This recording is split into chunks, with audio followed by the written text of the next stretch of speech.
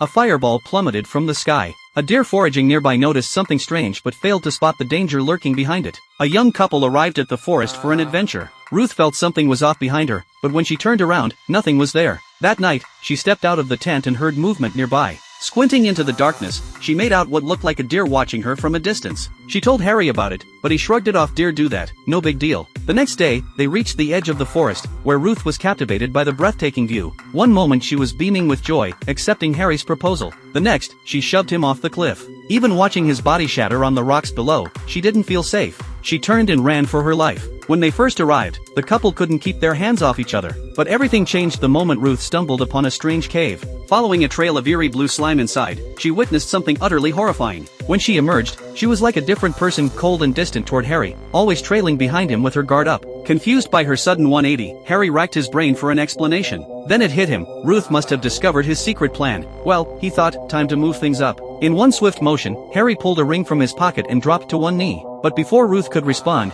she suddenly felt dizzy and struggled to breathe. She had severe stress-induced asthma, and intense pressure always triggered an attack. The romantic proposal fell flat. Though disappointed, Harry assumed they'd patch things up. Instead, Ruth grew stranger by the day. He woke in the middle of the night to find her gone from the tent. Worried, he went searching only to find her clutching a knife in a defensive stance. After much coaxing, he finally got her back inside, but she refused to close her eyes all night. Seeing the terror in her eyes whenever she looked at him, Harry suggested they clear the air. Ruth walked over with a grave expression. He braced himself for a breakup. Instead, she asked him to propose again, with one condition: it had to be on the clifftop overlooking the ocean. And that's when the opening scene unfolded. After striking Harry where it hurt most, Ruth pushed him over the edge, then took off running. She had no idea how far she needed to go before she'd be safe. Before long, dehydration caught up with her, and she collapsed. Sometime later, a passing couple found her and revived her. Still on edge, she lied and claimed she couldn't remember anything. As night fell, they offered to let her rest and promised to escort her out in the morning. Everything seemed fine until Ruth suddenly raised her knife. She wasn't threatening the kind strangers. She was staring at something terrifying walking toward them: Harry, the boyfriend she had pushed into the abyss.